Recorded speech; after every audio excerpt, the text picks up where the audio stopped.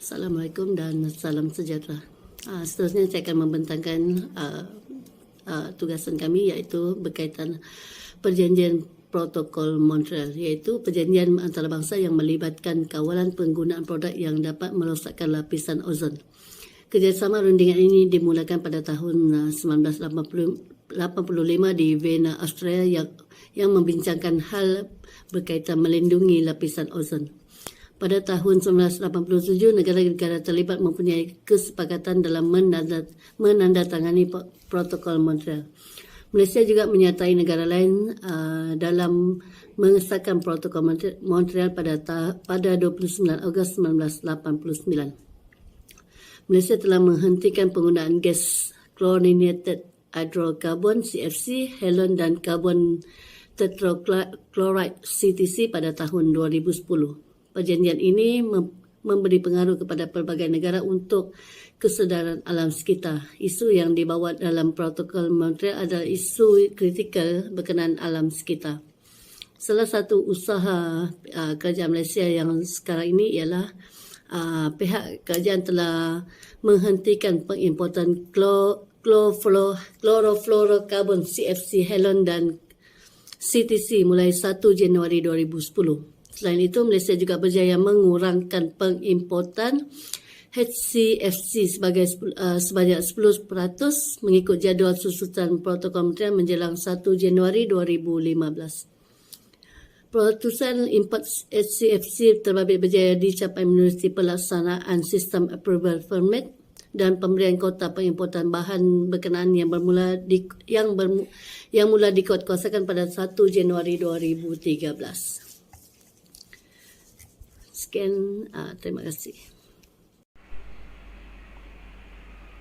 2.0 Strategi Tit for Tat.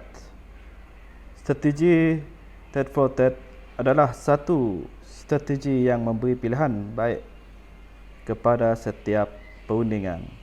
Strategi ini memberi pendekatan dua hala yang secara umumnya seseorang boleh bekerjasama dengan pihak yang ingin bekerjasama.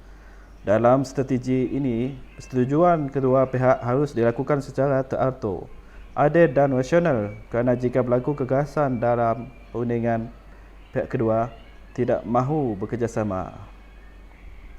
Ini juga boleh ditarifkan sebagai kondisi menang-menang dalam membuat keputusan.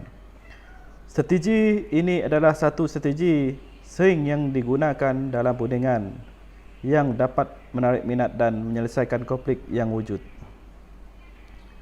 2.0 Pendekatan Kerajaan Malaysia. Penyertaan Malaysia dalam protokol Montreal ini adalah untuk menjalin hubungan antara bangsa supaya Malaysia dikenali seluruh dunia.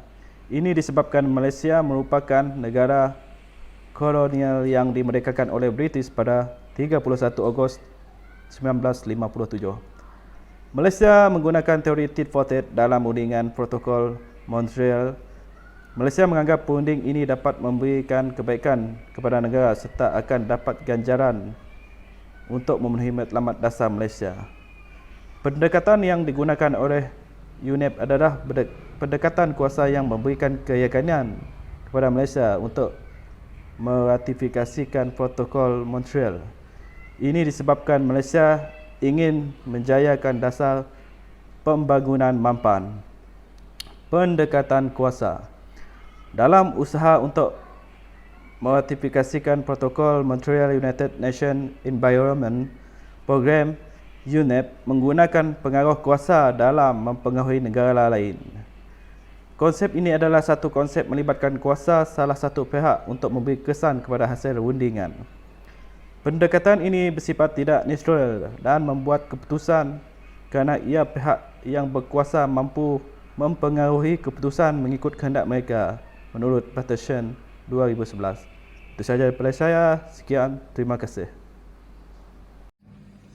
4.0 Pembangunan Mampang merupakan satu strategi untuk mendapat kerjasama daripada antarabangsa dalam proses rundingan dan kerjasama lain adalah untuk menyelesaikan masalah yang dihadapi oleh sebuah negara, memfokus khas kepada kemajuan dan ekonomi. Malaysia merupakan negara yang baru memerlukan sokongan daripada negara yang sudah maju, bertujuan untuk mengelakkan ada jurang ekonomi, memupukkan jalinan hubungan antara bangsa. Hubungan awal Malaysia adalah antara Malaysia dan British, adalah seperti dalam ekonomi dan penasihat politik. 5.0 Cabaran dan halangan merupakan satu isu yang dihadapi sesebuah negara jika melaksanakan sesebuah dasar, merupakan penyebab utama kepada negara untuk melaksanakan sesuatu dasar, memberi kesan kepada sesebuah negara kerana ia menjadi prihatin kepada negara lain dan akan menyebabkan perundingan seterusnya mengalami kesukaran. 5.1 Industri. Ekonomi negara adalah sektor industri. Dalam industri perbuatan disebabkan banyak pelabur melabur ke Malaysia membuat kilang, menggalakkan pelaburan dari negara asing untuk membina kilang di Malaysia, menyebabkan usaha Malaysia penyokong proton motor adalah suka kerana melepaskan asap korban yang merosakkan lapisan ozon. Kerajaan Malaysia menyarankan pengusaha kilang untuk memasang penapis bagi mengurangi pelepasan asap korban ke utara. 5.2 Ekonomi. Ekonomi Malaysia bergantung penuh kepada hasil bahan api fosil. Kenderaan menggunakan fosil adalah perlu untuk negara mendapatkan pendapatan. Menggunakan syarikat besar tempatan Malaysia iaitu Petronas penyumbang besar kepada ekonomi negara. Penggunaan gas penyaman utara adalah penting buat Malaysia kerana cuaca Malaysia yang panas. Pendekatan yang digunakan oleh Amerika Syarikat.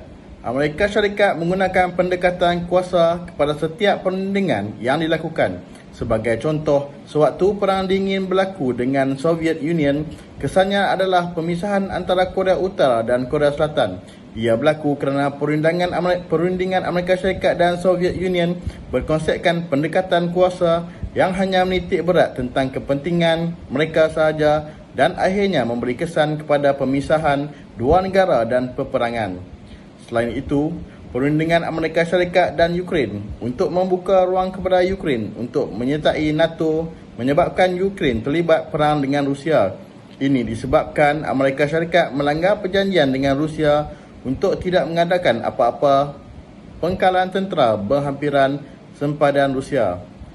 Pendekatan Amerika Syarikat dalam perundingan adalah dengan menggunakan pendekatan kuasa dan ini menyebabkan konflik sering berlaku kerana hanya mementingkan kehendak dan keperluan negara mereka sahaja.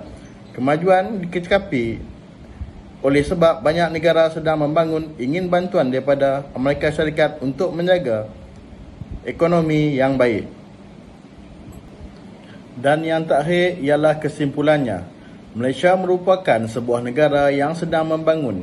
Keperluan untuk mendapat kerjasama dari negara asing adalah penting untuk pembangunan negara. Kerjasama yang memudaratkan negara merupakan ancaman kepada Malaysia untuk menjadi wakil perunding dan harus berhati-hati dalam melaksanakan perundingan dan pembuatan keputusan. Jika keputusan perundingan memudaratkan negara, ia akan membangkitkan pelbagai jurang seperti jurang ekonomi, jurang kemiskinan, jurang inflasi dan jurang KDNK. Selain dari memperbaiki jurang, Malaysia juga berunding untuk memastikan bahawa sepadan negara tidak tergugat oleh negara jiran dan negara lain. Sekian dari kumpulan kami, terima kasih.